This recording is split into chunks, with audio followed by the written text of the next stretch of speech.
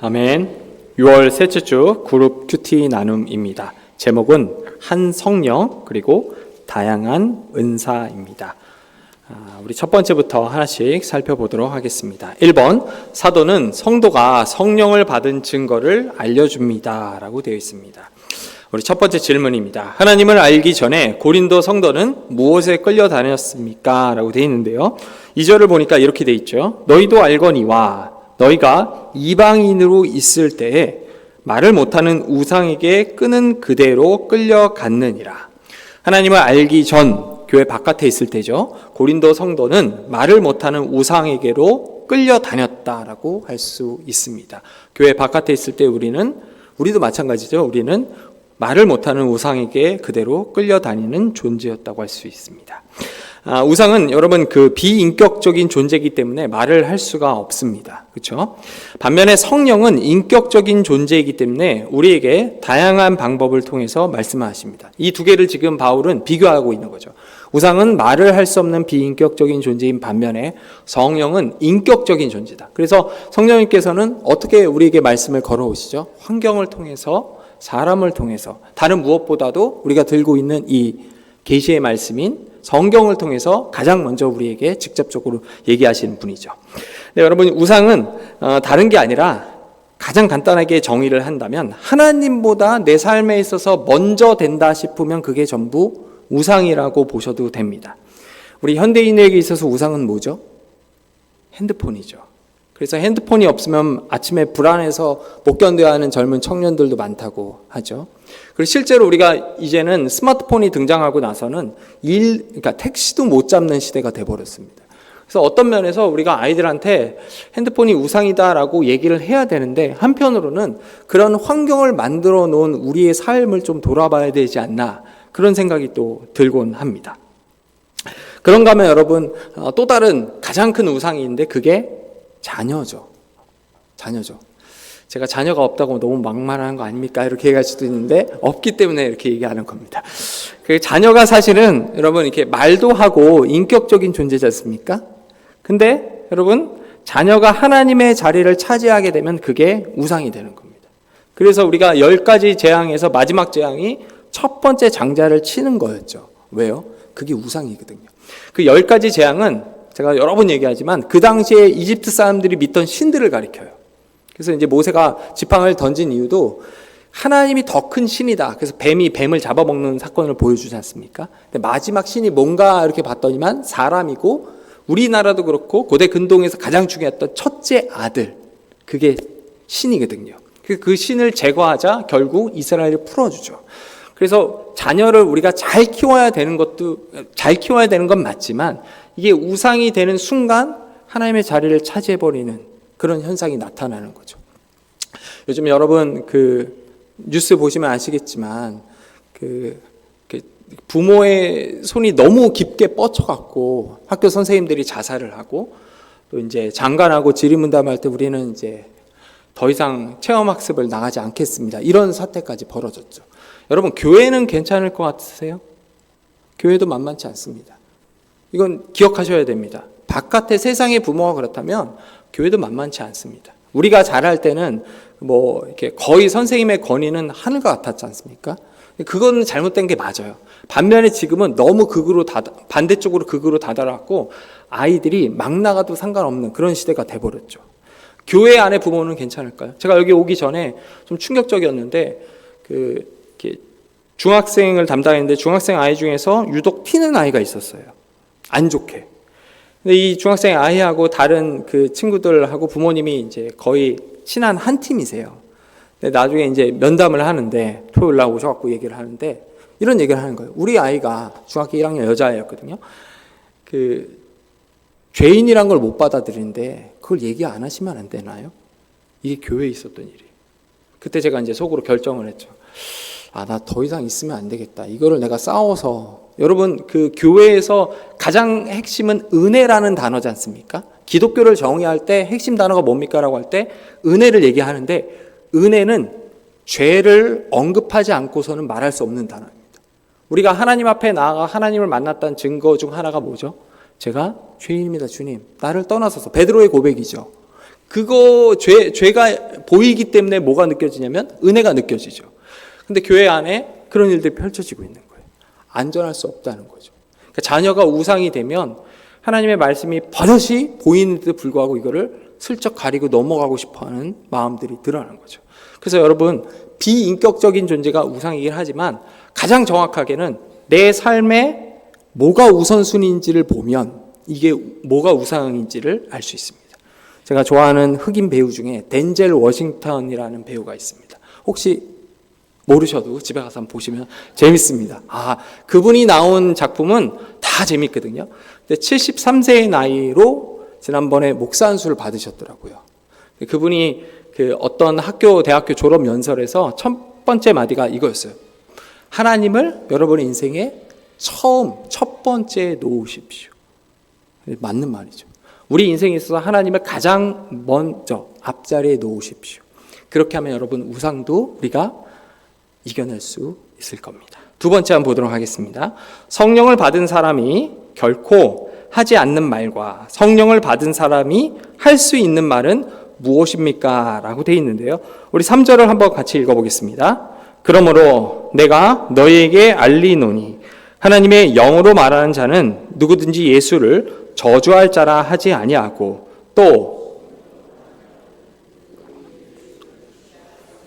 없느니라. 성령을 받은 사람이 결코 하지 않는 말과 성령을 받은 사람이 할 수 있는 말은 성령을 받은 사람은 예수를 저주받은 자라 할 수 없고요. 그리고 성령을 받은 사람은 예수를 주라고 이야기할 수 있다고 얘기합니다. 유대인들 입장에서는요, 이렇게 자신의 역사책이라고도 할 수 있고 또 가장 중요한 하나님의 말씀인 율법을 보면 나무에 매달려 죽은 사람은 다 하나님의 저주를 받은 자라고 기록이 되어 있죠. 우리가 갖고 있는 구약성경 율법서를 보면 나무에 매달려 죽은 사람은 하나님의 저주를 받은 사람이다라고 기록이 되어 있어요. 근데 유대인들이 보니까 누가 나무에 매달려 죽었죠? 예수가. 그러니까 유대인들 입장에서는 하나님의 저주를 받은 사람이에요. 그런데 분명히 자기 눈으로도 예수가 나무에 매달려 죽었는데 입으로는 뭐를 얘기하냐면 주인입니다. 주십니다. 구주입니다라고 고백하는 사람들이 나오는 거죠. 이에 대해서 바울이 뭐라고 하냐면 성령의 통치를 받기 때문에 그 고백이 가능하다라고 얘기하는 거예요. 분명히 객관적 사실은 명확하게 하나님의 저주를 받은 자다라고 보여지고 있는데 성령의 임재함과 통치함에 따라서 뭐라고 얘기하면 그럼에도 불구하고 예수는 우리 주 하나님입니다. 이 고백이 나오는 거예요. 그 근거에 대해서 뭐라고 얘기하냐면 바울이 성령의 통치 때문이다라고 얘기를 합니다. 여러분, 이 내용과 관련해서 우리가 고민해야 할 부분 중 하나가 사실은 우리의 신앙 고백과 세례가 아닌가 생각을 합니다. 그렇죠? 세례는 누가 받죠? 예수를 구주로 믿는 사람들이 받습니다. 보통 여러분 장로교 옛 전통을 보면 장로교는 이제 오전에 예배를 드리고 점심에는 샌드위치를 드시죠. 우리는 밥을 먹지만 서구 사람들은 이제 핫도그 드시지 않습니까? 그렇죠. 별로 좋지 않더라고요. 저도 먹어봤는데 배가 고파요. 그리고 오후 예배 때는 뭘 하죠? 교리문답. 이제 좀 어려운 말로 조직신학이라고도 하고 이제 교리문답이라고 하는 걸 통해서 성경의 진리를 글로써 체계화된 거를 이제 배웁니다. 보통 유치원 아이들 또 초등부 아이들은 소요리 문답을 배우는가 하면 청년에 이르기까지는 웨스트민스터 신앙고백서를 가지고 하죠. 또 제가 이제 물어보니까 유럽 같은 곳에서는 하일데베르크 요리문답을 가지고 배운다고 합니다. 그 전통을 지키는 교회들이 요즘도 간혹 이제 생겨나고 있거든요. 그걸 가지고 새신자 교육도 하고요. 보통 3년에 한 번 이 신앙고백서가 돌아갑니다. 그러면 초등학교가 6년이니까 초등학교를 졸업하면은 같은 내용을 2번 반복하는 거고 중학교 때 한 번 그리고 고등학교 때 한 번 이렇게 청년부 이제 들어가면 벌써 한 5번 정도는 반복을 하는 거죠. 이 과정을 통해서 스스로 제가 이제는 세례 받을 준비가 됐습니다라고 하면 목사님이 부르는 거예요. 따로 크게 확인을 하지 않습니다. 그리고 나서 세례를 주는 거죠. 그러면 우리가 이제 질문이 던져지죠. 저도 이제 질문을 많이 했고 제 자신을 향해서 그리고 저도 많이 받은 질문 중 하나가 우리가 세례를 받는데 교육을 얼마나 받죠? 2주, 3주 간단하게 받죠. 중고등학교 아이들은 이렇게 세례 받으러 와서 이제 앉아 있어 이렇게 하면 애들이 이렇게 얘기해요. 너 왜 왔어? 엄마가 보냈어. 넌 왜 왔어? 선생님이 계속 전화했어. 야, 너는 왜 왔어? 이거 받으면 선생님이 문상 준다 그래서. 대부분 그렇게 해요. 그러면 그 세례의 고백이 진짜일까요? 가짜일까요? 우리는 이제 고민이 되는 거예요. 그런데 여러분, 성경이 서구 문화에서 쓰여졌지 않습니까?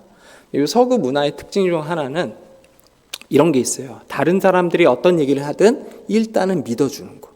그리고 기독교 교회 문화 중 하나는 그 친구들이 어떤 고백을 하든 우리가 믿어주는 거. 그 믿음 안에서 그 아이들이 자라거든요. 이게 약간의 차이가 있습니다. 예를 들어서 여러분, 이제 서양 사람들은 너 뭘 잘해? 이렇게 물어보면 이제 생각을 하다가 나는 축구를 잘하고 좀 나이스한 것 같아. 난 나이스 가이야. 이렇게 얘기하면 대한민국 사람들은 어떻게 반문을 하냐면 진짜야? 증명해봐. 축구 잘해? 너가 나이스 가이라고? 한번 보자. 이렇게 딱 하는데 서양 사람들 그러면 그렇구나, 멋지다, 다음에 한번 만나자, 이런 게 있어요. 그러니까 이 친구들은 약간 우리 눈에 부족해 보여도 신앙을 고백하면 다 믿어주죠. 그래서 그 믿음 안에서 때로는 정말 성령에 의해서 신앙을 고백하는 사람들이 나옵니다. 그래서 이 점을 여러분 기억하면서 세례 받는 친구들이 부족해 보여도 우리가 대신 믿어주고 그 믿음, 은혜 안에서 자랄 수 있도록 기도해 주는 게 또 중요하지 않나라고 생각을 합니다. 나눔 1입니다. 성령을 받은 증거는 예수님을 주로 시인하는 고백과 달라진 삶입니다. 예수님을 주로 고백하게 된 은혜의 순간과 그 후로 달라진 나의 삶을 돌아보며 성령님이 내게 하신 일을 나누어 봅시다 라고 되어 있습니다. 우리 두 번째 한번 보겠습니다. 각 성도가 받은 은사는 다양하지만 그 은사를 주시는 성령은 한 분입니다 라고 되어 있죠. 우리 첫 번째입니다. 각 성도의 은사, 직분, 사역은 여럿이지만 그 공통점은 무엇입니까? 라고 되어 있는데요. 4절부터 6절 제가 한번 읽어보겠습니다. 은사는 여러 가지나 성령은 같고, 직분은 여러 가지나 주는 같으며, 또 사역은 여러 가지나 모든 것을 모든 사람 가운데서 이루신 하나님은 같으니 라고 되어 있습니다. 지금 계속해서 같다라는 표현을 쓰고 있죠. 각 성도의 은사, 직분, 사역은 여럿이지만 그 공통점은 모두 삼위일체 되신 한 분 하나님이 주신 거라고 할 수 있습니다. 다시요.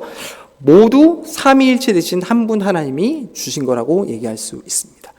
여러분, 이단을 정의할 때 가장 먼저 드는 기준이 뭐죠? 삼위 하나님입니다. 성부와 성자와 성령을 건드렸는지 안 건드렸는지에 따라서 이게 이단인지 아닌지가 나눠집니다. 우리가 보통 로마 카톨릭을 두고, 로마 교회를 두고 이제 그 이단적이라고 하죠. 이단이라고 딱 얘기하지 않는 이유 중 하나가 성부와 성자와 성령을 건드리지 않기 때문이죠. 교파가 달라도 우리가 이단적이다 이렇게 얘기를 하고요. 가끔 이제 성격이 안 좋으신 분은 이단이야 이렇게 얘기를 하시죠. 근데 이제 성부와 성자와 성령을 건드리지 않으면 이단 이렇게까지는 나가지 않아요. 근데 우리가 알고 있는 이제 신천지나 여호와의 증인, 여기는 이단이죠. 왜요? 성부와 성자와 성령을 건드리기 때문이죠.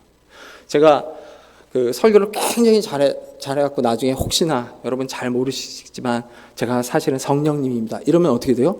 이단이 되는 거예요. 여기 아멘 이렇게 하시면 큰일 납니다. 이게 성부와 성자와 성령을 건드리면 무조건 그래서 여러분 이단으로 합니다.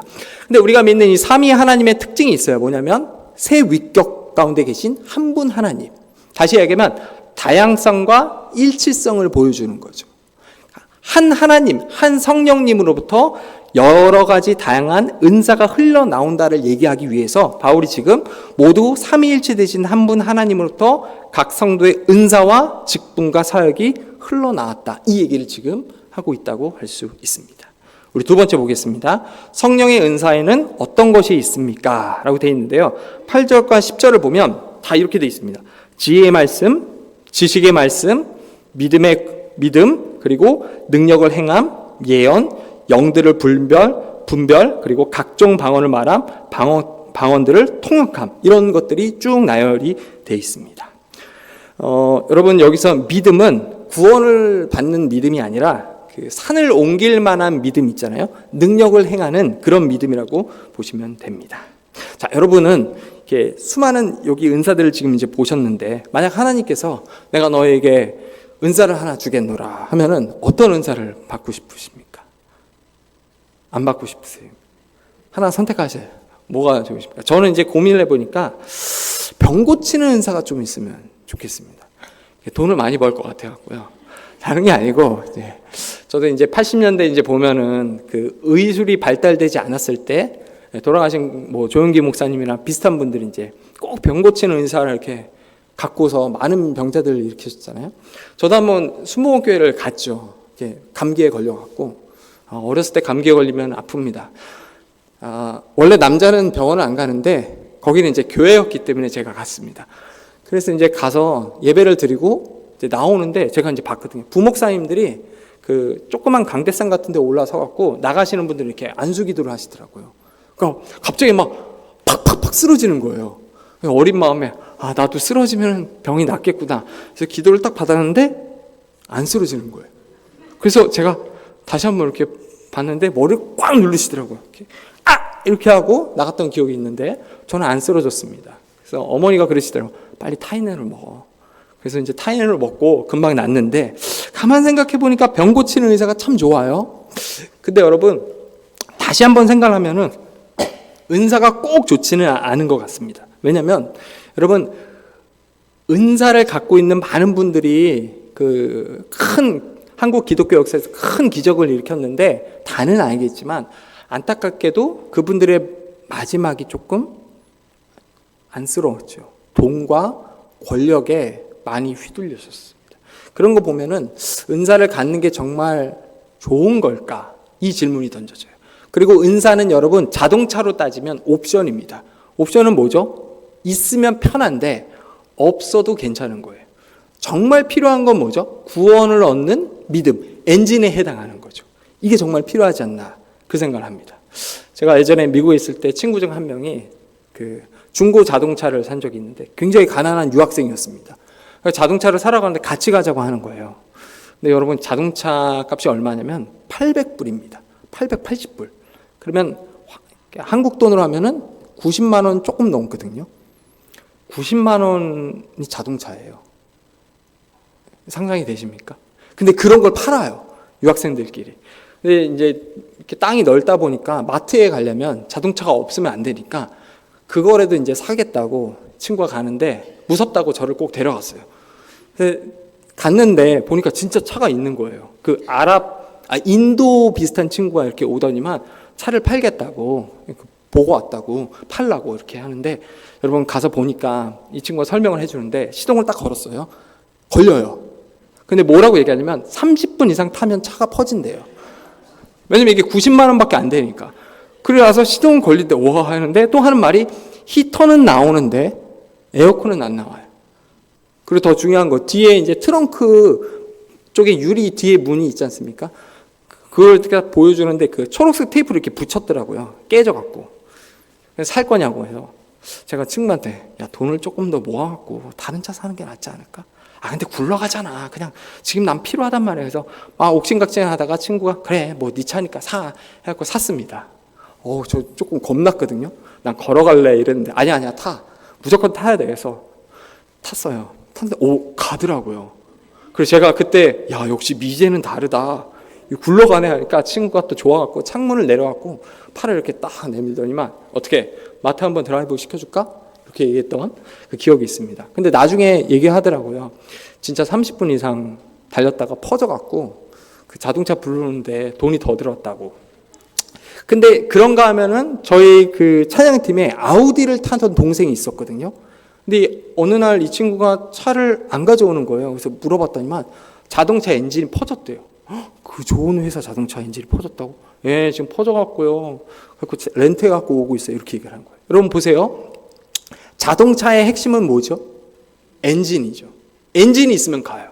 근데 만약에 엔진은 없는데 막 위에 뚜껑이 막 열리고 막 오디오 막 빵빵하고 하면 우리가 그걸 자동차라고 할 수 있나요? 없죠. 은사도 비슷해요. 은사는 옵션입니다, 여러분. 가장 중요한 건 어떤 면에서 뭐냐면 구원을 얻는 엔진에 해당하는 믿음이라고 할 수 있죠. 옵션은 있으면 편하지만 없어도 되는 겁니다. 근데 엔진은 없으면 끝장나는 거죠. 그래서 가장 중요한 것은 어떤 면에서 우리가 예수를 구주로 고백한 믿음, 우리를 살리는 생명의 믿음이라고 할 수 있지 않나 생각을 합니다. 우리 다음도 한번 살펴보겠습니다. 한번 성령님이 각 사람에게 다양한 은사를 주시는 목적은 무엇입니까? 라고 되어 있죠. 성령님께서 다양한 은사를 주시는 목적은 공동체를 유익하게 하려 하심이다 라고 할 수 있습니다.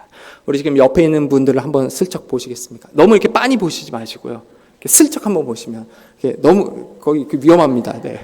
서로 다 다르게 생겼죠. 그러니까 하나님께서 우리에게 주시는 은사도 서로 다 다릅니다. 근데 그 은사를 왜 주셨죠? 우리 옆에 있는 사람을 위해서 사용하라고. 그 사람의 부족함을 네가 가진 은사로 채우라고 해서 하나님이 주신 거죠. 그게 여러분 이웃을 섬기는 거죠. 그게 십계명에 나와 있는 두 번째 돌판, 내 이웃을 사랑하라는 말씀이라고 할 수 있어요. 그 이웃을 사랑하는 마음이 한데 어우러진 공동체를 두고 우리가 뭐라 그러죠? 교회라고 합니다. 교회가 세상과 다른 모습 중 하나는 이웃을 생각하는 마음이 있고, 내가 이웃이 좀 마음에 안 든다 하더라도 성령께서 내 안에서 어떻게 하시죠? 참아봐. 내가 너를 참으면서 품었잖아. 그래서 우리 안에는 싫어도 이런 마음이 드는 거예요. 불편함. 그 불편함은 어디서 옵니까? 성령께서 주신 마음. 성령께서 그 마음으로 품어. 그게 하나 되는 공동체고 한 성령으로부터 내가 너희를 부르십니다. 이렇게 얘기할 수 있습니다. 나눔 2입니다. 은사는 누가 더 우월한지 가늠하는 도구가 아니라 하나의 온전한 공동체가 되기 위한 퍼즐 조각과 같습니다. 나 혼자는 어렵지만 다른 은사를 받는 이들과 협력하여 감당하고 있는 사역을 이야기해 봅시다. 나눔 3입니다. 은사는 개인의 만족이 아니라 공동체의 유익을 위하여 존재합니다. 내가 속한 소그룹이나 교회의 유익을 위해 나의 은사를 어떻게 활용할지 서로 나누어 봅시다 라고 되어 있습니다. 교회의 가장 큰 특징 중 하나는 다양한 사람들이 한 몸을 이룬 공동체라고 할 수 있는 거죠. 그래서 각 사람의 얼굴, 성격, 취미, 그리고 능력이 모두 다르지만 이 모든 것들은 다 한 성령 안에서 한 몸을 이루기 위해서 주어진 겁니다. 따라서 여러분, 교회라고 하는 공동체, 이 공동체의 각 개인은 서로의 다름을 존중하고 배려해야 됩니다. 그리고 그렇게 성도 각 개인이 다양한 은사를 활용하여 서로를 섬긴다면 그 공동체가 그 어느 때보다도 그 무엇보다도 가장 건강한 공동체이자 또 성장할 수 있는 공동체라고 할 수 있습니다. 여러분, 이제 다시 한 주간 시작되었습니다. 내게 주어진 은사와 그 은사를 주신 하나님을 기억하며 여러분 이 한 주 동안 승리하기를 주님의 이름으로 소망합니다.